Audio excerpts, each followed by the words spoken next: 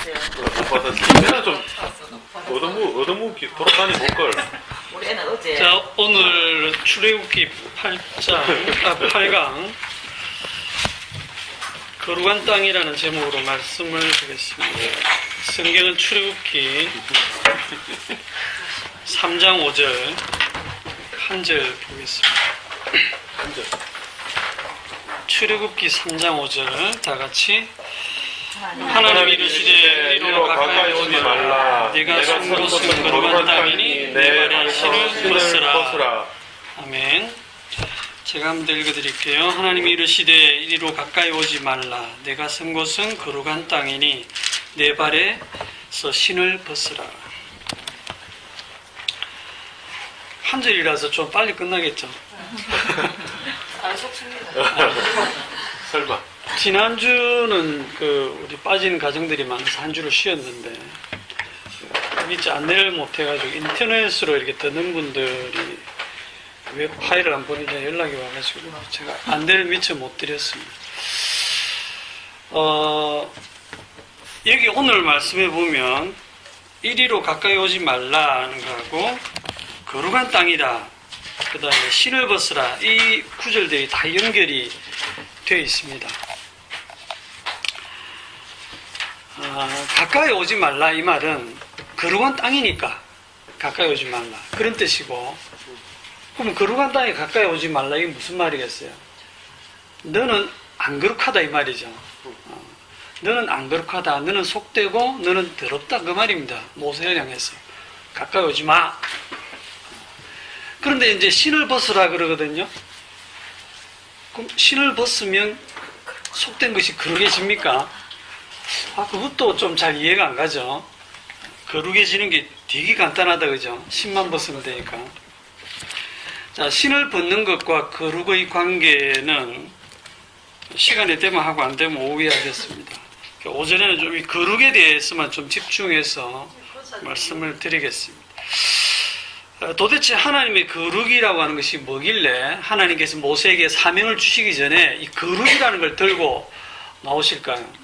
나중에 보면 모세의 후계자인 여호수아도 여리고성 전투를 들어가기 전에 여호와의 군대 장관을 만나는데 그 군대 장관이 네가 쓴 곳은 거룩한 땅이니 내 발에 신을 벗으라 그렇게 요구를 하죠. 거룩을 요구를 하고 있습니다. 거룩이란 말은 구별된다 이런 뜻인데요. 뭐 사과랑 오렌지를 구별하는 그런 정도의 단순한 구별이 아니고 서로 가까이 할 수 없는 완전히 다른 두 세계를 말합니다. 하나님의 그 거룩과 하나님의 영광 앞에 우리 죄인인 인간이 서면 죽게 되어 있습니다. 마치 불 속에 들어있는 떨기나무처럼 타서 없어지는 그런 운명이거든요. 출애굽기 33장에 보면 모세가 어떤 사건이 있었냐면 시내산에서 내려왔는데 우상 숭배를 금송아지를 만들어서 숭배하고 있었죠. 하나님이 엄청 진노하셔가지고 모세에게 뭐라고 하냐면 너는 쟤를 데리고 저 약속의 땅으로 가라. 내가 내 천사를 보낼 테니까 가라. 나는 못 가겠다. 하나님 그러시거든요. 왜냐하면 너희들은 목이 곧은 백성이라 내가 가면 반드시 내가 너희들 길에서 다 죽일 것 같다. 그러니까 너희끼리 가라. 그러니까 이제 모세가 하나님 참으시죠. 하나님 안 가시면 저 못 갑니다. 하고 이 중보 기도를 하는데 하나님께서 모세에게 그럼 내가 같이 가겠다. 그러니까 이제 모세가 좀 확인하기 위해서 주님, 주의 영광을 제게 보여주세요. 그러니까 한번 주님 보고 싶습니다. 이렇게 요구를 했어요. 그때 주님이 뭐라고 하시냐면 33장 20절에 네가 내 얼굴을 보지 못하리니 나를 보고 살 자가 없음이니라 그랬어요. 하나님 보입니까? 안 보입니까? 안 보이죠? 하나님 얼굴이 있어요? 없어요? 얼굴도 없는데 무슨 얼굴을 봅니까? 우리는 하나님 볼 수 없어요. 그런데 역으로 하나님은 우리를 보시죠. 어디에나 계시고. 그러니까 하나님이 보실 때 하나님은 죄인을 차마 보실 수 없고 반드시 심판해서 죽이시게 되어 있습니다. 하나님의 얼굴이라고 하는 것은 하나님의 거룩과 영광을 상징하는데 그 하나님의 거룩과 영광 앞에 죄인은 설 수가 없어요. 출애굽기 19장에 보면 시내산에 이렇게 도착을 했을 때 시내산 정상에 이래 불과 구름으로 하나님이 임재하시고 모세를 올라오라 하고 여기에 경계를 딱 정해가지고 어떻게 얘기합니까? 출입금지, 무단 침입하면 발포함. 이스라엘 백성들에게 단단히 주의를 시켜라. 얘들이 호기심을 가지고 와 하나님이 어떻게 생긴지 보고 싶다 해가지고 이쪽으로 뛰어들어오면 다 맞아 죽는다. 하나님이 돌격해서 죽이겠다 이렇게 했어요. 그러니까 하나님의 이 임재한 그 거룩에 감히 접근을 못하도록 그렇게 했습니다. 그 다음에 이 하나님의 거룩이 또 저번에도 얘기했죠. 이 떨기나무 불꽃 가운데 있던 거룩이 지금 산으로 갔고 이 거룩이 나중에는 이스라엘 그 진영으로 내려와서 중간에 성막에 이렇게 임하잖아요. 그죠? 성막에. 그리고 성막 안에서도 특별히 그 지성소 안에 있는 언약궤에 하나님의 영광이 임재를 했어요. 이때도 텐트로 다 가렸습니다. 경계를 쳤단 말이에요. 거룩과 비거룩을 경계를 치고 제사장이라도 함부로 들어갈 수가 없었어요. 아론의 아들 4명 중에서 그 2명이 다 제사장인데 뭐 불이면 다 똑같은 불이지 뭐 별다르냐 이래갖고 다른 불을 향로에 피워서 성소에 들어가다가 여호와의 불이 나와서 다 죽었잖아요. 오늘날 치면 목사 아들 둘이가 예배 잘못 드리다가 바로 그냥 불에 타 죽는 그런 셈이거든요. 아니 남도 아니고 모세의 형님의 아들들인데 하나님도 진짜 심하시지 않는가 하는 생각이 들 정도예요. 나중에 이 이스라엘 백성들이 언약궤를 중심으로 해서 이제 그 약속의 땅에 들어가는데 거기 갔다가 이제 전쟁을 하는 중에 뺏기죠. 이 언약궤를 누구한테 뺏깁니까? 블레셋 사람들에게 뺏겨서 이 블레셋이 언약궤를 가져가 가지고 자기들의 신인 다곤 신전에 넣어놓죠. 그런데 어떤 일이 벌어지냐면 언약궤 앞에 다곤 신이 엎어져가지고 다 부러지고 막 난리가 나고 그 블레셋에 전염병이 돌아서 수많은 사람들이 죽습니다. 그러니까 이제 블레셋 사람들이 야 이거 우리가 갖고 있을 게 아니다 이거 돌려보내자 해가지고 어디로 보냈냐 하면 베세메스로 소에 실어서 베세메스로 보내죠. 베세메스라는 마을로 올려 보냅니다. 아무도 끄는 사람 없이 소에 실어서 똑바로 베세메스로 가는지 보자 했는데 정말 똑바로 이래 갔어요. 사무엘상 6장을 한번 봅니다. 베세메스에 갔을 때 이제 또 난리가 나는데 사무엘상 6장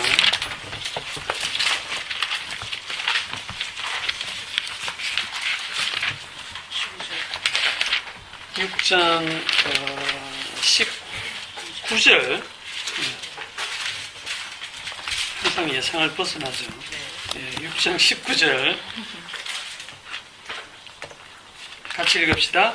베세메스 사람들이 여호와의 궤를 들여다본 까닭에 그들을 치사 5만 70명을 죽이시니라. 여호와께서 백성을 쳐서 크게 살려가셨으므로 백성이 슬피 울었더라.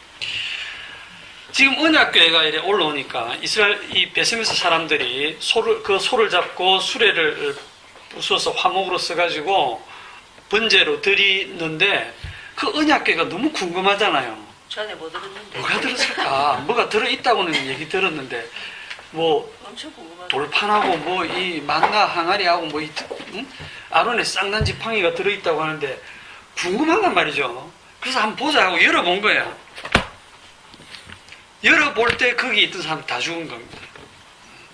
70명이 죽었다는 말도 있고 5만 70명이 죽었다는 말도 있는데 그 숫자는 중요한 게 아니고 그걸 열어본 순간 거기에서 그걸 본 사람들은 다 죽었다는 겁니다. 그러니까 20절에 베세메스 사람들이 이르되 이 거룩하신 하나님 여호와 앞에 누가 능히 서리요 그를 우리에게서 누구에게로 올라가시게 할까 하고 이 궤를 기럇 여아림으로 올려 보내서 거기 아비나답의 집에 이제 머뭅니다. 옛날에 좀 오래전에 본 영화인데 인디아나 존스라는 영화에서 이제 그 성궤라는 영화 혹시 보셨어요? 네. 독일군 인디아나 존스가 그 언약궤를 이렇게 탐험해서 찾아내고 독일군도 그걸 찾아서 그걸 왜 찾냐면 언약궤가 있으면 전쟁에서 이긴다. 2차 대전에서 이기려고 이제 언약궤를 이렇게 찾았다면 독일군들이. 그리고 독일군들이 그걸 열어봐요. 딱 여는 순간에 이제 그거는 막 그거지만 소설이지만 거기서 이제 죽음의 신이 이래 나와가지고 막 거기 있는 사람 다 죽이는데 그 뜨거운 불에 의해서 전부 그대로 싹 녹아가지고 뼈까지 다 녹아서 사라져버리는. 그때 인디아나 존스는 눈 감아 이래갖고 옆에 있던 여자하고 같이 이제 눈 감아서 안 보고 둘이는 살고 나머지 독일군들 싹 다 죽는. 제가 그때 교회 다니기 전이었는데도 그 영화를 보고 너무 재미있게 봤었어요. 그게 지금 이걸 모티브로 한 영화거든요. 베스메스 사람들이 언약궤를 들여다본 까닭에 하나님이 치셔갖고 다 죽였다라고 하는. 그래서 이제 이 언약궤가 지금 어디 있냐면 아비나답의 집에 이제 있는데 그 집에서 이 아비나답이 언약궤를 모시고 있을 때 그 집이 복을 받습니다. 나중에 다윗 왕이 언약궤를 저기 둬서 되겠나? 이 다윗 성으로 이제 시온 성으로 가져오려고 합니다. 그래서 나를 잡고 그래갖고 이제 뭐 나팔을 불면서 이게 잔치 준비를 해가지고 언약궤를 모셔오는 그게 역대상 13장이에요. 역대상 13장으로 가봅시다.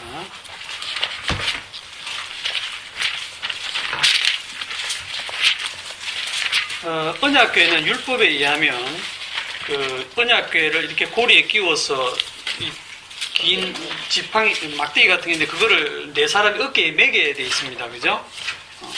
그런데 그거를 이제 이렇게 소의 수레에 실어서 끌어옵니다. 13장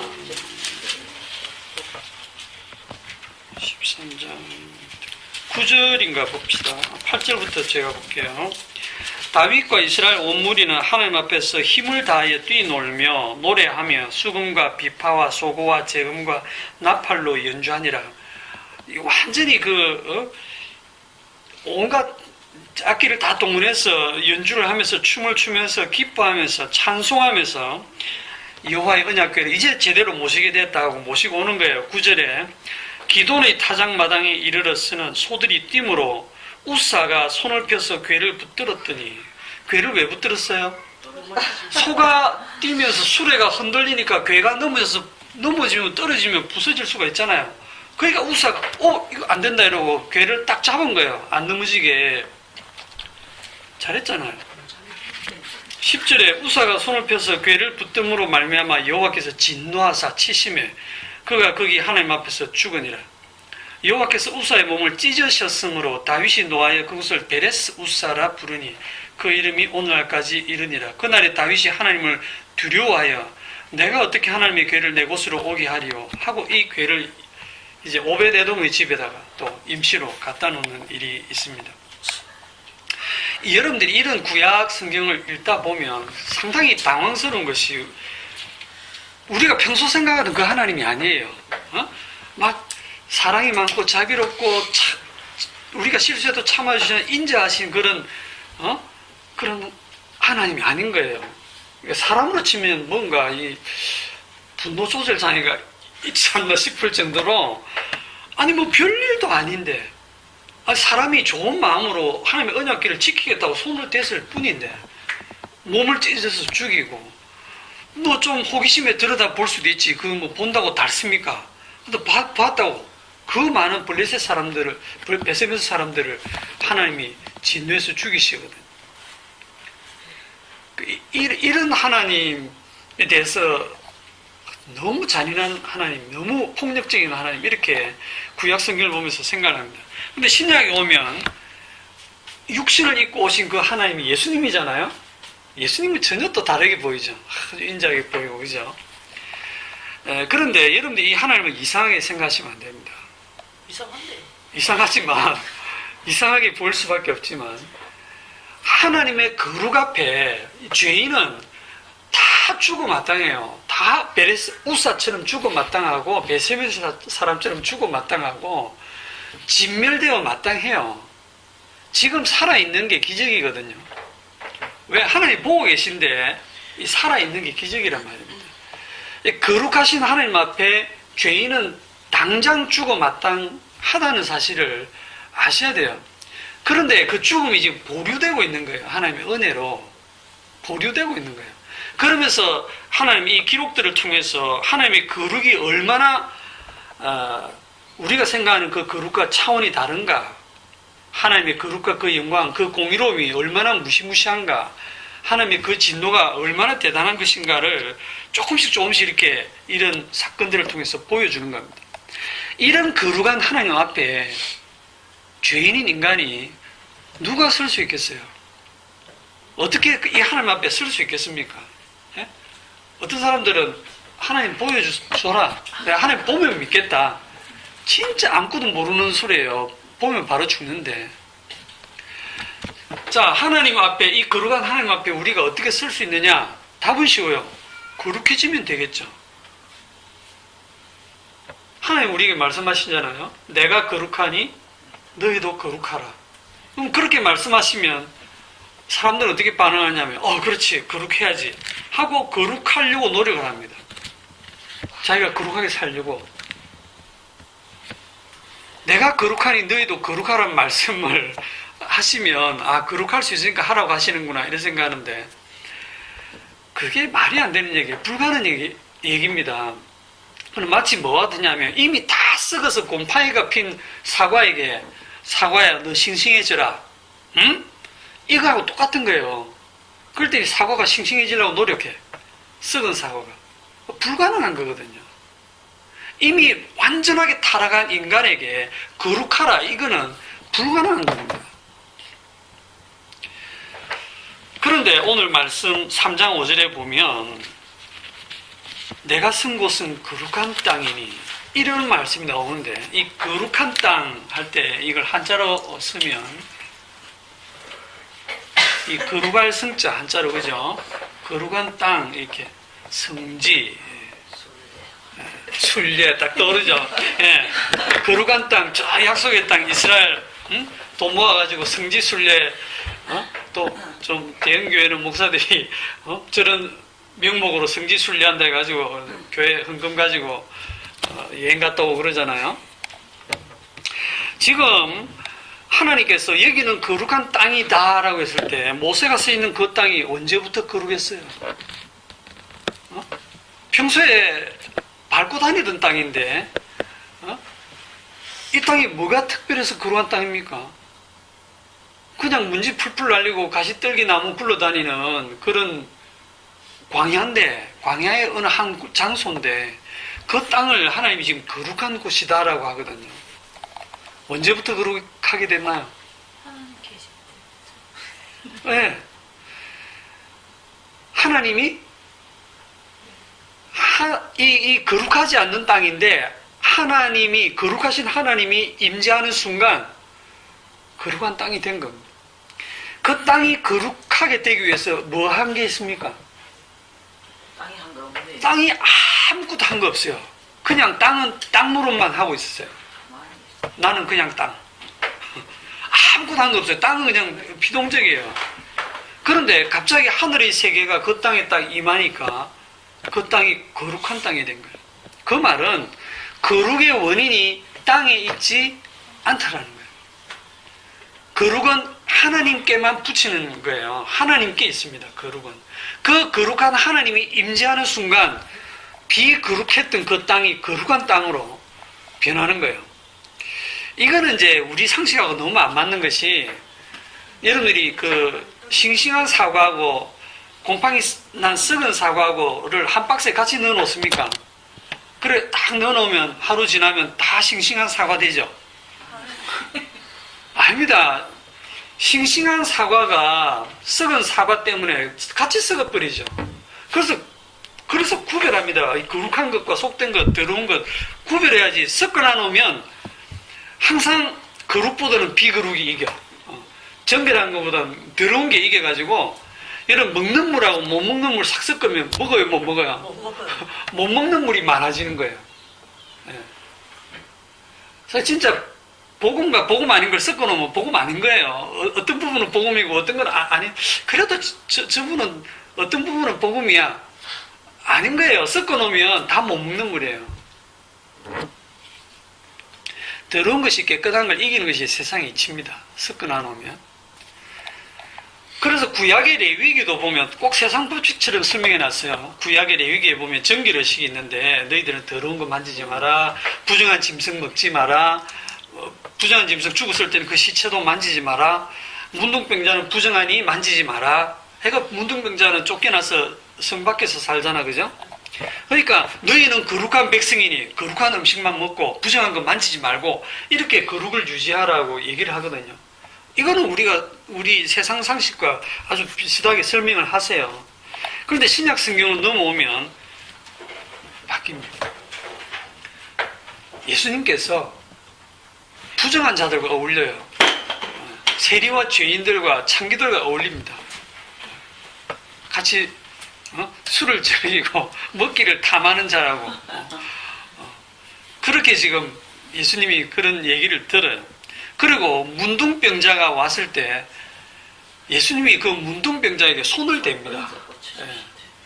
보통 손을 대면 손댄 사람이 문둥병이 옮겨가지고 같이 문둥병자가 되는데 예수님이 손을 대니까 문둥병자가 깨끗하게 되는 거예요.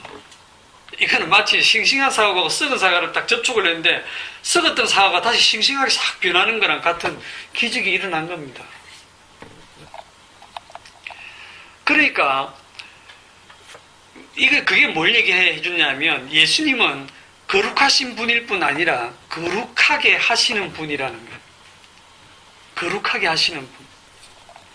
그래서 신약에 딱 와가지고 구약에서 먹지 말라고 했던 그런 것들은 다 뭔가를 설명하기 위한 것들이었는데 베드로가 그 환상 중에 본 거 있잖아요. 돼지고기하고 뭐 이렇게 구약에서 못 먹을 것들 오징어하고 뭐 그런 것들 잡아 먹으라 했더니 저는 어릴 때부터 이런 거 안 먹었습니다. 이 더러운 거 안 먹습니다. 하나님이 깨끗하게 한 것을 네가 속되다 하지 말라. 그러니까 하나님께 달렸어요. 거룩은 하나님이 속되다 하면 속된 거고 거룩하다 하면 거룩한 거예요. 그러니까 거룩의 원인은 하나님께 있습니다. 자, 그 다음에 중요한 것은 하나님이 거룩한 땅이다라고 했더니 이 땅이 언제까지 거룩합니까?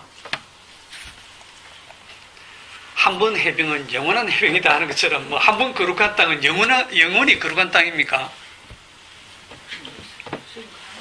하나님이 그 자리에서 떠나는 순간 그 땅은 그냥 다시 보통 땅이에요. 그냥 보통 땅으로 돌아옵니다. 그런데 우리 사람들은 여기가 하나님이 임재했던 그 땅이야 라고 거기다가 의미를 둡니다. 사람들은 자꾸만 과거에 거룩했던 때를 잊지 못해요. 과거에 여러분들이 신앙적으로 어떤 경험을 했는지 모르지만 그거 붙들고 있으면 그거를 우상이라고 하거든요. 우리는 어떤 특별한 사건이 일어난 시간, 장소, 관련된 물건에다가 대단한 의미를 붙이거든요. 결혼기념일, 다른 나라하고 다른 거 하나도 없어요. 똑같은 날이에요.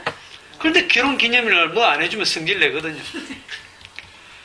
생일, 자기 태어난 날, 다른 나라하고 하나도 안 달라요. 자기한테만 중요한 의미를 가져. 우리가 고향이라고 하면 내가 태어난 곳이잖아, 그죠? 고향을 그리워하고 그러잖아요. 그 사실은 아무 의미가 없는데 남녀가 둘이 처음 만났던 장소, 처음 만났던 시간, 거기다가 만난 지 또 100일 후 우리 만난 지 100일 뭐 이렇게 자꾸 의미를 둬요. 제가 옛날에 학교 근무할 때, 영도에 근무할 때 수업 시간에 한 여학생이 내가 제일 앞에 앉은 그 여학생의 지우개를 이렇게 들고 물체의 운동을 설명했나 봐요. 포물선 운동 이런 거 내가 던져갖고 이렇게 포물선 설명하고 그 지우개를 그 여학생한테 줬어요. 그런데 그 여학생이 그 지우개를 다시는 안 쓰고 그걸 고이 보관을 하면서 이승희 선생님이 만지던 사용하셨던 지우개 이래가지고 아주 거룩한 성물로 다루었다는 사실 아세요? 이걸 제가 어떻게 알았겠습니까? 나중에 보니까 이 여학생이 일기를 탁 썼는데 그 일기장을 졸업할 때 저한테 주고 갔어요. 제가 그 일기장을 쭉 읽으면서 전부 저에 대한 얘기예요. 제가 출근하고 퇴근하고 학교에서 뭘 하고 거기에 이제 수업 시간에 선생님이 내 지우개를 썼다는 그 내용을 이제 기록을 하는 거예요. 그 지우개 다른 지우개랑 똑같아요. 저는 그 학생 이름도 기억 못 합니다. 안 됐다. 성취돼. 그리고 다 그때뿐이에요. 우리가 만약에 이제 이 성지 순례라고 이스라엘 땅에 갔는데 그것이 성지 아닙니다. 성지도 아니지만 갔는데 진짜 모세가 하나님을 만났던 그 떨기나무가 있던 그 자리를 찾았다고 합시다. 그 나무. 그 나무는 없겠죠. 그 후손나무가 있겠죠. 그죠? 가시떨기 후손나무가 자라고 있는데 그게 그 후손인지 어떻게 아느냐. 나무는 불에 타지 않았지만 그 불결에 의해서 주변에 있는 돌멩이나 이것들은 탔단 말이에요. 그 주변은 까맣게 다른 데는 아무 이상 없는데 거기만 그을러 있고 여기 후손나무가 하나 자라고 있는데 고고학자들이 여기가 모세가 하나님을 만났던 자리다 라고 하면 그리고 진짜 그렇다고 치더라도 그러면 어떻게 되겠습니까? 대단하죠? 그거 한번 보려고 그냥 전 세계에서 몰려들 거잖아요. 모세가 하나님을 만났던 거잖아요. 그 자리에 한번 가서 만져보고 거기서 한번 기도해보고 그럼 기도빨이 안 쓰겠습니까? 정력 바입하고 그 십자가 바입하는 거는 다 그런 거잖아. 그죠? 그게 인간의 타락한 종교심입니다. 모세가 섰던 그 자리, 잠깐 거룩했던 그 자리는 하나님이 떠나고 나면 그냥 그 땅이에요. 아무런 의미가 없는 곳입니다. 그러니까 거룩이 옮겨 다닌다니까요. 아까 요 땅에서 산 정상으로 갔다가 또 그 성막으로 왔다가 거룩이 옮겨 다녀요. 그런데 사람들은 이렇게 변화무쌍한 하나님, 바람처럼 일하시는 하나님에 대해서 불안하거든요. 그러니까 자꾸 뭔가를 자기가 확신한 걸 붙들고 싶어요. 그렇게 붙드는 게 우상입니다. 지금은 이 언약궤 원목은 다 어디 갔습니까? 이건 다 그림자고 실제는 다 하늘에 있습니다. 그렇죠? 땅에 있는 건 다 그림자예요. 그림자를 붙들면 안 됩니다. 그럼에도 불구하고 오늘날 그림자를 붙든 사람들 많죠. 지금 교회를 갖다가 성전이라고 부르는 게 얼마나 무식한 얘기인지 압니까? 성전은 없어요. 교회는 그냥 건물이고 거기에 사람들 모인 그 사람들이 교회잖아. 그죠? 열왕기하 18장 4절에 한번 봅시다. 딱 우리 같은 모습인데 열왕기하 18장 4절. 열왕기하 18장 4절에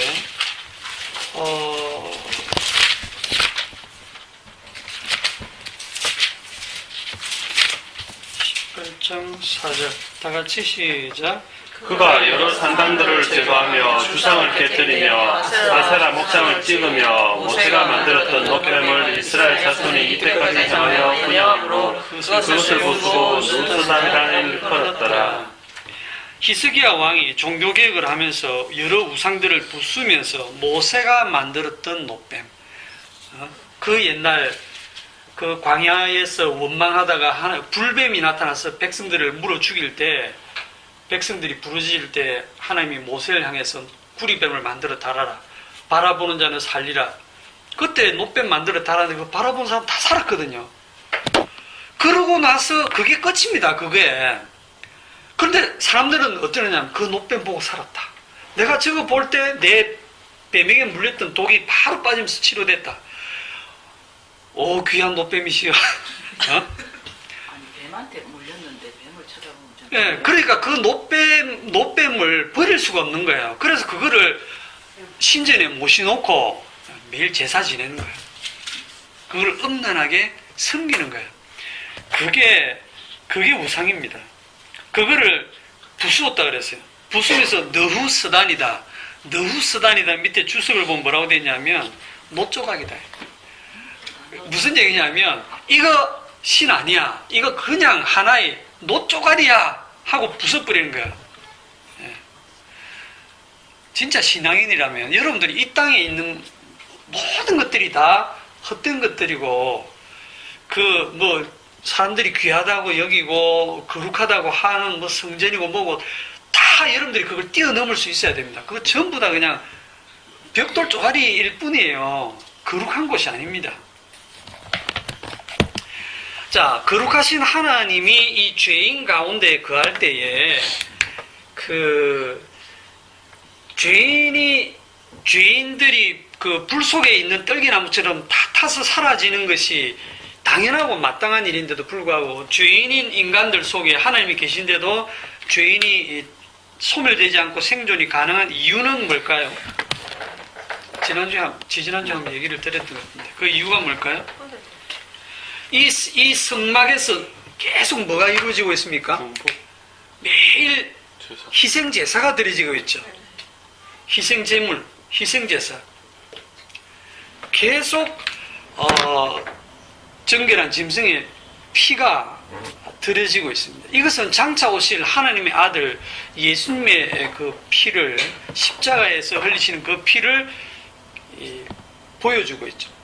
예수님은 영단번의 제사, 한 번만에 단 한 번의 제사로 영원한 속죄의 제사를 드렸는데 그거를 지금 구약시대에는 그 수천 수만 마리의 양과 소들이 매일 죽어갔거든요. 뭐 때문에? 죄인들을 살리기 위해서. 거룩하신 하나님이 그 죄인들을 참으시기 위해서 그 제사가 계속 진행되는 동안은 백성들의 죽음이 보류되고 있어요. 그러면 그 제사를 바라보는 백성들의 마음이 어떠해야 옳겠습니까? 그 매일 제사 드리면서 죽어가는 그 양을 보면서 첫째, 나는 죄인이고 내가 죽음 마땅하다라고 해야 됩니까? 아니면 두 번째, 저 양이 죽었으니 나는 죄 용서 받았고 이제 나는 의인이고 난 살았다. 그게 맞습니까? 이번 들으니까 재수가 없다. 근데 우리 그래 산다니까요. 예수님 십자가에 죽으셨으니까 나는 죄 용서 받았고 이제 나는 의인이야. 나는 더 이상 죄 없어. 그게 아니거든요. 매일 제사 드렸던 것처럼 예수님이 단 한 번 십자가에 죽으셨어도 그 십자가는 우리의 삶 속에 매일 반복됩니다. 그래서 사도 바울이 나는 날마다 죽노라 그런 거예요. 우리는 날마다 죄인으로 드러나고 그래서 날마다 주님의 피가 나한테 효험이 있는 겁니다. 그거를 이제 단 한 번 용서받았으니 나는 다시는 이제 죄인 아니다 이렇게 가는 건 오해를 하는 거예요. 자, 다시 이제 구약의 이제 성막으로 돌아가서 이 거룩이 지금 다시 정리해 봅시다. 떨기나무 쪽에 임했던 이 거룩이 산 정상에 임했다가 시내산 정상에 이제는 성막 안에 언약궤에 있다가 나중에 여기 어디로 갑니까? 성막은 임시로 만든 텐트고 나중에 솔로몬 임금이 성전을 건축하죠. 성전 건축을 합니다. 성막이 이제 성전이 됩니다. 솔로몬 성전. 솔로몬 성전을 건축을 해요. 그리고 이 솔로몬 성전을 건축했을 때 거기에 이제 하나님의 거룩과 영광이 하나님의 영광이 이 솔로몬 성전에 임합니다. 구름으로.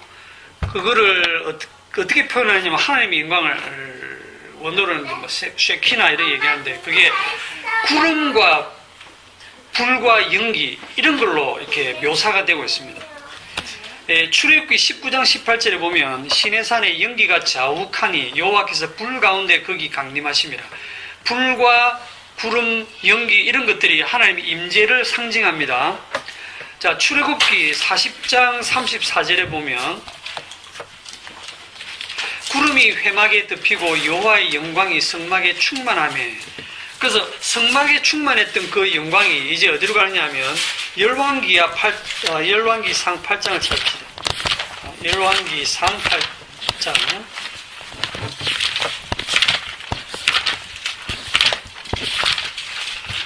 열왕기상 8장 10절 8장 10절 성전 건축을 하고 나서 10절에 제사장이 성소에서 나올 때 구름이 여호와의 성전에 가득하며 제사장이 그 구름으로 말미암아 능히 서서 섬기지 못하였으니 이는 여호와의 영광이 여호와의 성전에 가득함이었더라. 여호와의 영광, 하나님의 영광이 이 성전에 가득했다. 자, 지금 하나님의 영광이 솔로몬 성전에 있는 겁니다. 그런데 세월이 지나면서 이 이스라엘 백성들이 뭘 하느냐 하면 율법을 어기고 전부 우상숭배로 빠져들죠. 우상숭배로 빠져드니까 이 하나님의 영광이 이 솔로몬 성전을 떠나게 됩니다. 그 떠나는 과정이 에스겔서에서 에스겔이 환상으로 쭉 연속해서 보게 됩니다. 에스겔서 8장, 에스겔서를 조금 많이 찾아볼게요. 에스겔서 8장. 이렇게 하고 나면 여러분들 에스겔서를 읽을 때도 도움이 많이 될 겁니다.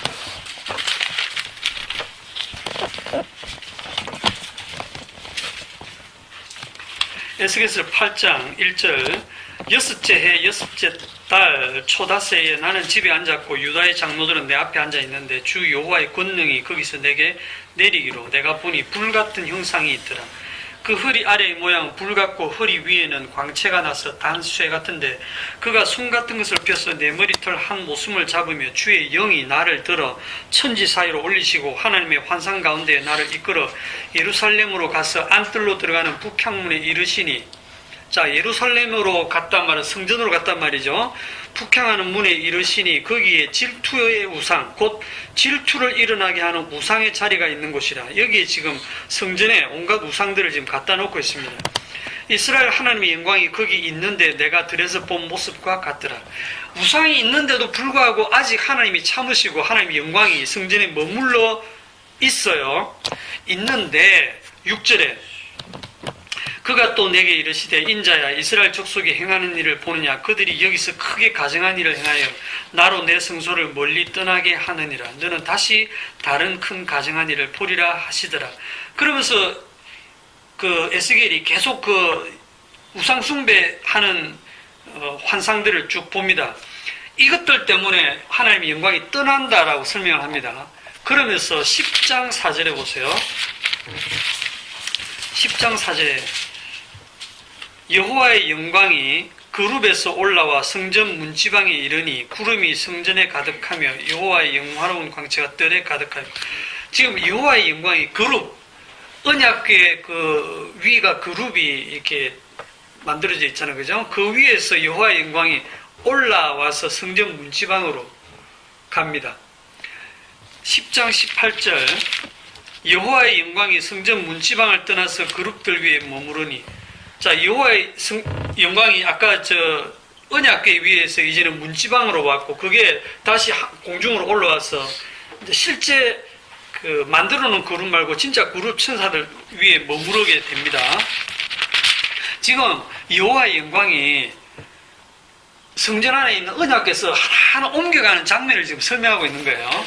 19절에 보면 그룹들이 날개를 들고 눈앞에로 의 땅에서 올라가는데 그들이 나갈 때 바퀴도 그 곁에서 함께 하더라. 그들이 여호와의 전으로 들어가는 동문에 머물고. 자, 이제는 성전에서 지성소에서 나와가지고 떠올라서 어디까지 왔냐면 동문까지 왔어. 동문. 이 성막이, 성전이 원래 이 성막이 이렇게 돼 있으면 여기가 동쪽에 문이 있거든요. 동문. 성막의 원형이 여기 이제 뭐 지성소고 성소고 이런데 여기서 영광이 또 올라서 문지방에 이르고 그 다음에 동문에 이르렀다. 동문으로 나가는 거예요. 이 동문이라는 거는 옛날에 에덴 동산 동쪽으로 쫓아냈다 그런 게 있잖아요, 그죠? 하나님이 지금 나가시는 거예요. 11장 28절, 11장 23절, 11장 23절에 보면 여호와의 영광이 성읍 가운데에서부터 올라가 성읍 동쪽 산에 머무르고 이제 동문을 나와서 이쪽 동쪽 산에 이제까지 왔어요. 하나님이 떠나시는 장면을 지금 떠나서 저기 마을 어기로 해갖고 마을 산으로 해가지고 가는 모습을 지금 보여주고 있습니다. 결국은 이렇게 해서 동쪽 산까지 해서 나갔다는 얘기는 이 솔로몬 성전에 하나님의 영광이 떠났다는 얘기죠. 그러면 아까 우리 들었던 것처럼 하나님의 영광이 떠났으니까 여기는 더 이상 성전이 아니다. 더 이상 거룩한 곳이 아니다 이 말입니다. 이렇게 되고 난 다음에 이게 한 6년쯤 지난 후에 BC 586년, BC 586년에 바벨론이 침략해서 이 솔로몬 성전은 완전히 불에 타서 다 부서지고 맙니다. 그러니까 하나님의 영이 떠나고 나면 남아있는 것은 심판밖에 없다. 하나님의 영광이 떠나고 나서는 아무리 화려한 솔로몬 성전도 더 이상 성전이 아니고 그냥 건물일 뿐이에요. 부서지고 마는 건물일 뿐입니다. 그래서 바벨론 침략에서 성전은 파괴되고 그 안에 있는 기물들은 다 바벨론으로 옮겨가고 사람들은 다 포로로 잡혀가고 예루살렘에 성전이 3개가 있었죠. 솔로몬 성전, 그 다음에 뭡니까? 스룹바벨 성전, 그 다음에 헤롯 성전. 솔로몬 성전이 파괴되고 바벨론으로 포로로 잡혀가가지고 바벨론에서 70년간 포로 생활을 하다가 이제 다시 돌아와서 스룹바벨 성전을 재건을 하죠. 재건할 때 이거는 굉장히 초라하게 재건을 했어요. 그런데 그렇게 재건을 했지만 여기에 하나님의 영광이 돌아오지 않았습니다. 여기에 언약궤도 없었고 하나님의 불과 구름도 임하지 않았어요. 그냥 사람이 만든 성전입니다. 스룹바벨 성전. 자기들은 감격하고 막 좋아하고 했지만 그냥 하나님의 영광이 한번 떠난 영광 다시 돌아오지 않았습니다. 그러고 난 다음에 어떤 일이 일어났냐면 스룹바벨 성전 후에 헤롯 왕이, 헤롯은 출신이 이둠의 출신, 즉 에돔 에스의 후손이거든요. 그러니까 이방인이에요. 헤롯은. 이 헤롯이 왕이 되니까 유대인들이 되게 싫어했어요. 그러니까 이 헤롯이 정치적인 목적으로 인기를 좀 얻으려고 성전 리모델링을 한 거예요. 스룹바벨 성전을 리모델링 해가지고 지었어요. 예수님 당시에 예수님이 그 사람들이 뭐라 했습니까? 이 성전은 46년 동안 지었거늘 그런 얘기를 하잖아요. 계속 짓고 있는 중이었어요. 46년 동안 계속 이렇게 증축하고 리모델링 해서 이 스룹바벨 성전이 헤롯 성전으로 대체가 되었습니다. 그러나 역시 여기에도 하나님의 영광은 없죠. 없습니다. 그런데 이 헤롯 성전도 완공되고 나서 AD 약 한 70년에 완공이 됐는데 불과 몇 년 안 지나가지고 함락돼서 다 불타 없어집니다. 그리고 다 부서지고 남는 거는 서쪽에 벽 한 개만 딱 남았어. 이게 이제 통곡의 벽이라 해가지고 지금도 유대인들이 이 통곡의 벽에 가서 통곡하고 이렇게 옛날에 그 화려했던 솔로몬 성전을 그리면서 이 성전을 회복하기를 지금도 기다리고 있죠. 이미 끝난 겁니다. 구약의 눈에 보이는 건물로서의 성전은 이미 하나님의 영광이 떠났고 더 이상 거룩한 것도 아니고 성전도 아니고 성지순례할 이유도 없어요. 그냥 놀러 가면 돼요. 여기서 하나님의 영광이 떠났다고 하는 게 뭐와 유사하느냐 하면 창세기 6장 3절에 보면 여호와께서 이르시되 나의 영이 영원히 사람과 함께하지 아니니 이는 그들이 육신이 됨이라. 그거 기억나세요? 네. 하나님의 영이 떠나버린 인간은 육신이 되었다 이 말은 그냥 고기 덩어리에 불과하다. 욕망 덩어리에 불과하다. 그럼 그 육신에는 뭐만 남아있냐? 먹고 마시고 씻고 장가고 해봐야 심판만 남아있다 이 말이죠. 그것처럼 이 화려했던 솔로몬 성전도 한때 거룩했었지만 하나님의 영광이 임했지만 그 하나님의 영광이 떠난 후에 파괴되고 그 이후에 사람들이 아무리 자기 손으로 그 성전 건축을 멋지게 했더라도 여기는 더 이상 하나님의 영광이 없고 이것은 거룩한 것도 아니고 멸망받을 그런 심판만 지금 남아있다는 뜻입니다. 자, 그런데 요한복음 2장에 가보면 예수님이 이 헤롯 성전에 들어오시죠. 요한복음 2장 13절.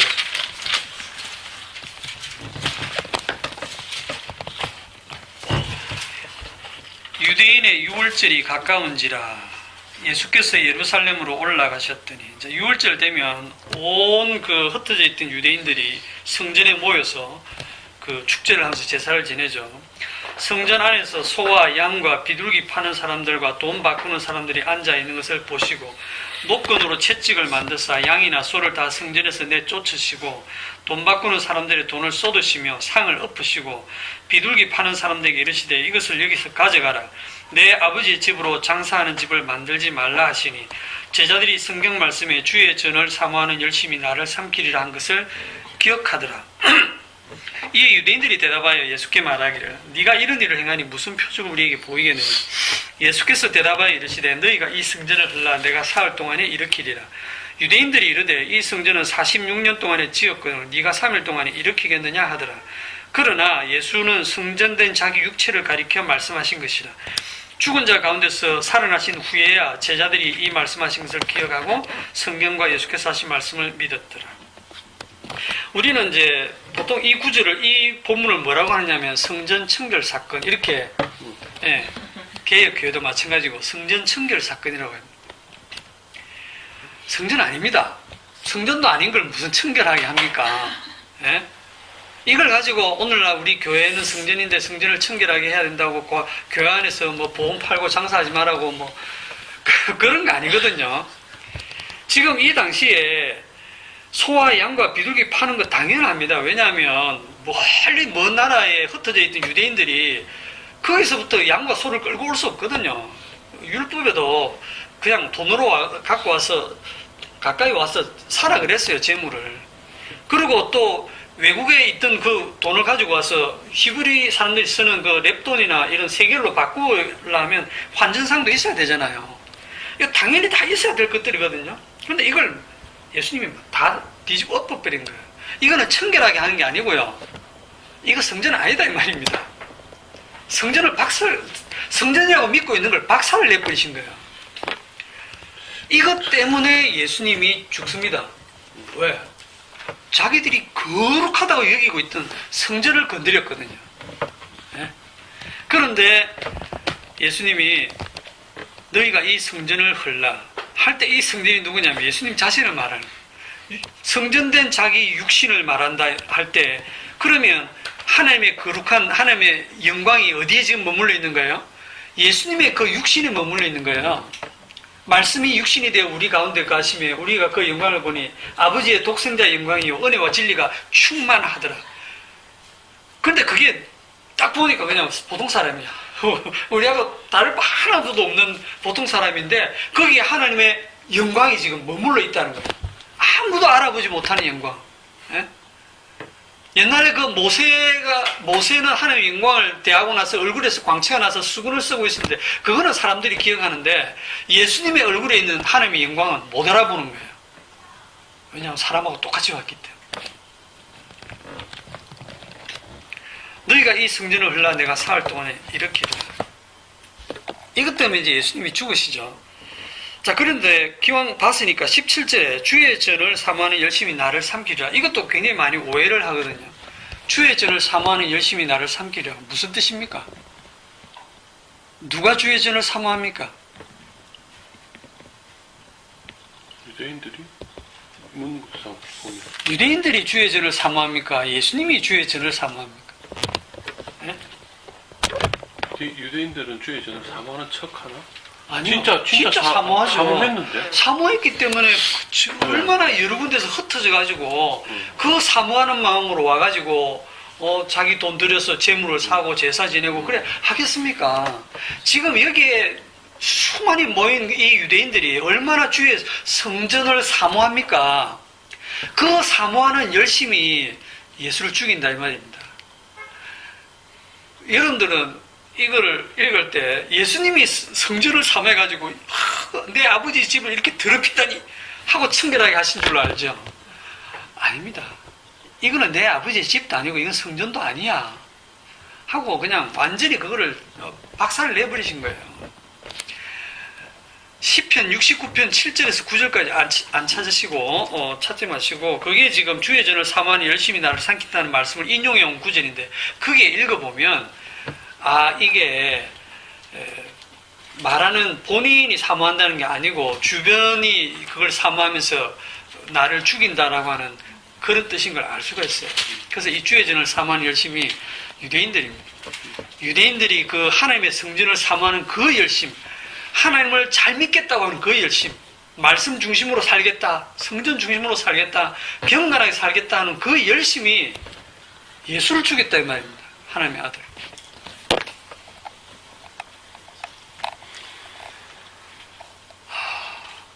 예레미야 7장 4절에도 예레미야가 뭐라고 하냐면 너희는 이것이 여호와의 성전이라 여호와의 성전이라 여호와의 성전이라 하는 거짓말을 믿지 말라. 그렇게 얘기하고 있어요. 이미 예레미야 때. 그리고 예수님도 뭐라고 하냐면 수가성 사마리아 여인에게 뭐라고 하냐면 사마리아 여인이 우리 조상들은 이 산에서 예배하라고 하는데 당신들은 뭐 예루살렘에서 예배해야 된다고 하는데 예수님 말씀이 뭐라고 하냐면 여자의 내 말을 믿으라. 이 산에서도 말고 이 그리심 산에서도 말고 저 예루살렘 그 성전이라고 하는 거기서도 말고 너희가 아버지께 예배할 때가 이르리라. 하나님의 영이시니 예배하는 자가 신령과 진정으로 예배할지니라 이렇게 얘기하죠. 그러면 오늘날 이제 성전은 어디로 갔습니까? 눈에 보이는 성전은 없어졌어요. 눈에 보이는 성전은 없습니다. 눈에 보이지 않는. 근데 예수님이 왜 죽으셨냐면 결정적으로 인간들이 만들어 놓은 그 성전 건드려가 죽었죠. 나중에 스데반이 어떻게 죽냐면 하나님은 사람이 손으로 지은 이곳에 뭐 거하지 않는다는 그 얘기를 하면서 죽습니다. 돌에 맞아 죽습니다. 성전을 건드려서 죽어요. 오늘날도 기존 교회를 건드리면 죽어요. 이 교회 아니다 이래 보세요. 한번 가가지고 이게 거룩한 성전 아니다. 무슨 성전 봉헌 헌당 예배 드리고 봉헌 예배하고 이거 성전 아니다. 그래 보세요. 근데 꼭 건축할 때 건드리면 다 죽는다 그래요. 성전 건축원금이라 하죠. 교회 건물 짓는다 안 하고 성전 건축이라고 아주 그냥 이름을 그래 붙입니다. 자, 그럼 오늘날 진짜 성전은 어디 있느냐 하면 하나님의 영이 거하는 곳이 성전이죠. 하나님이 거한다는 말은 하나님의 영이 영의 형태로 거하시기 때문에 하나님의 영이 거하는 곳이 거룩한 곳이고 성전이에요. 그게 어디에 거합니까? 아시면서 이제 대답을 안 하시죠. 오순절 성령 강림할 때 임하셨죠. 하나님의 영이 성도들에게 임했잖아요. 그래서 너희 몸이 하나님의 성전이다. 그렇게 얘기하잖아요. 사도 바울도. 스가랴서 4장 6절을 한번 보세요. 스가랴서 4장 6절. 스룹바벨이 이제 성전 재건했는데 그 스룹바벨에게 하나님이 하시는 말씀입니다. 스가랴 4장 6절에 스가랴 4장 다 같이 한번 읽어보시죠. 그가 대답하여 이르되 여호와께서 스룹바벨에게 하신 말씀이 이러하니라. 만군의 여호와께서 말씀하시되 이는 힘으로 되지 아니하며 능력으로 되지 아니하며 오직 나의 영으로 되느니라. 네, 오직 나의 영으로 된다 이 말은 진짜 하나님의 그 성전은 하나님의 영으로 된다 그런 뜻입니다. 스룹바벨이 아무리 그 건물 세워가지고 사실은 하나님 말리지는 않겠지만 그거 성전 아니다. 하나님의 영광이 거기에 임하지 않습니다. 그리고 하나님의 영광은 하나님의 영, 오직 나의 영으로 된다. 성령으로 된다. 그러니까 구약에서는 눈에 보이는 만져지는 그 손으로 붙들 수 있는 그런 이제 건물 성전이었죠. 건물로서의 성전이었는데 이게 신약으로 오면서 뭐로 바뀌냐면 성령으로 이제 바뀐 거예요. 성령 중심으로 바뀌는 거예요. 눈에 보이지도 않고 붙들 수도 없고 바람처럼 일하시는 성령에 의해서. 그러니까 성령이 임해서 일하시면 거룩한 거고 저분은 십자가 복음을 잘 전하시더라. 한때 잘 전했더라도 시간 지나서 이상한 소리 하면 아닌 겁니다. 아시겠어요? 제가 십자가 복음을 전할지라도 얼마 후에 가서 이상한 소리 하면 아니네 하고 다 떠나셔야 돼요. 네. 맞는 대답 하시는데 왜 섭섭하지? 그죠? 나에게 영어를 주니까. 그렇죠. 인간은 어쩔 수가 없어요. 그 스데반이 이렇게 얘기합니다. 지극히 높으신 이는 손으로 지은 곳에 계시지 아니하시나니, 선지자가 말한 바 주께서 이르시되 하늘은 나의 보좌여 땅은 나의 발등상이니 너희가 나를 위하여 무슨 집을 짓겠으며 나의 안식할 처소가 어디냐. 이 모든 것이 다 손으로 지은 것이 아니냐, 다 내 손으로 지은 것이 아니냐 함과 같으니라. 목이 곧고 마음과 귀에 할 일을 받지 못한 사람들아, 너희도 너희 조상과 같이 항상 성령을 거스리는도다. 너희들은 너희 손으로 만든 걸 항상 좋아하고, 너희 손으로 만든 금송아지, 너희 손으로 만든 건물을 성전이라 하고 그걸 붙들고 있는데, 그게 계속 성령을 거스리는 거다 이 말이죠. 그 말을 하니까 이제 막 유대인들이 분노해가지고 스데반을 돌로 쳐 죽입니다. 자, 하나님이 손으로 지은 성전 그 전에 계시지 않는다면 구약의 성막은 왜 만들라고 했어요? 성전은 왜 건축하라고 했어요? 솔로몬 성전에는 왜 처음에는 그래 구름과 불 기둥으로 임재를 하셨어요? 손으로 계신 전에 안 계시다면서요? 손으로 지은 전에는 안 계신다면서 왜 성막 만들어 내놓고 임재하고 성전 만들어 내놓고 임재하십니까? 역으로 그렇게 사람 손으로 지은 것이 성전이 아니라는 것을 증거하기 위해서요. 만들어 놓고 임재하시고는 이거 아니야 하고 떠나시려고 만드신 거예요. 황당하죠? 아, 진짜. 저도 얼마나 고백을 이렇게 하고 저렇게 하고 네. 맞추셨는데. 그리고 그래놓고 이건 아니야 하고 부숴버리기 위해서 만드신 거예요. 그리고 그걸 통해서 인간들은 그걸 하나님이 부수시고 나서도 얼마나 인간들은 그걸 붙들고 있는지, 지가 만든 걸 붙들고 있는지 인간의 죄를 드러내는 겁니다. 여러분, 노아 홍수 때를 생각해 보세요. 노아 홍수하면 떠오르는 건 방주입니다. 방주. 전번에도 얘기했지만 방주 만들어서 구원받았습니까? 은혜로 구원받았습니까? 은혜로 구원받았다니까요. 근데 은혜는 안 보이잖아요. 은혜는 안 보이는 거예요. 사람들 눈에는 120년간 노아가 자기 힘과 손과 노력으로 방주 만든 것밖에 안 보여. 열심히 벙커를 만들었어. 마지막 심판을 대비해서 그걸 잘 만들었기 때문에 구원받았다 이렇게 생각하거든요. 그런데 하나님이 방주 만들으라고 한 게 그게 함정입니다. 방주 없이도 얼마든지 하나님이 노아의 8 식구를 기적처럼 구해내실 수 있잖아요. 무리를 걷게 하시든지 떠게 하든지 뭐 잠시 빼놓고 홍수 내려고 딱 갖다 놓든지 더 기적적인 방법이 있잖아요. 괜찮네 그거. 네. 뭐 한다고 그렇게 번거롭게 방주 만들게 하시냐고요. 아쉬웠다. 120년. 그게 사람들이 다 이렇게 함정에 빠지는 겁니다. 홍수 끝나고 나서 희생제사를 드렸는데 그 정결한 그 짐승의 피, 그 피가 뭐냐면 그 피로 인해서 너희가 그 은혜로 구원받았다라는 걸 증거를 하는 거예요. 방주 만들어서 구원받은 거예요. 아니라는 거예요. 그런데 우리 눈에는 방주밖에 안 보이거든요. 그러니까 눈에 보이는 하나님이 만들어냈던 그 방주가 은혜를 가린다니까요. 마찬가지로 오늘날 눈에 보이는 교회가 하나님의 은혜를 가려요. 눈에 보이는 건물이 성전이라고 하는 헤롯 성전이 오늘도 구약의 모세의 얼굴에 쓴 수건처럼 그들의 마음과 귀를 다 가려서 진짜 성령이 일하시는 것을 못 보게 한다는 말입니다. 그러면 오늘날은 뭐냐? 보이지 않는다. 붙들 수도 없다. 이 세상에, 그러니까 이 세상에 있지도 않다. 옛날에는 구약 때는 있는 것, 이 세상에 있는 것, 이 세상에서 보이는 것, 이 세상에서 붙들 수 있는 걸로 하나님이 그림자로 다 얘기했지만 이제 그건 다 날아가 버렸다. 이 말은 이제 더 이상 붙들 것이 없다.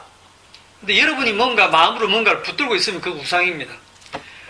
여러분이 뭔가를 지킬 필요 없다. 무슨 거룩한 날, 거룩한 뭐 주일 성수, 뭐 11조, 내가 이 교회는 떠나면 안 돼 하고 내가 또 어떤 뭔가의 법을 만들어서 지킬 필요가 없어요. 뭔가를 지킬 거나 붙들거나 내가 뭔가를 해야 된다는 그 생각들이 전부 다 하나님을 진노하게 하는 겁니다. 성령이 일하십니다. 성령이 일하신다는 말은 뭐냐면 나는 아무것도 안 했는데 구원받는 거예요. 예? 아무것도 안 한 정도가 아니죠. 아무것도 안 할 리는 없어요. 죄만 지으니까. 평생 죄만 짓고 처형당하면서 처형당하면서 옆에 하필 예수님이 계셔가지고 저를 생각해 주세요. 그러니까 네가 오늘 나와 함께 낙원에 있으려. 예수님이 네 뭐 했다고 뭐 뻔뻔스럽게 나한테 구원해달라 하냐. 네 평생 살인 강도짓만 했는데 니는 막 죽어 마땅해. 이래 안 하시고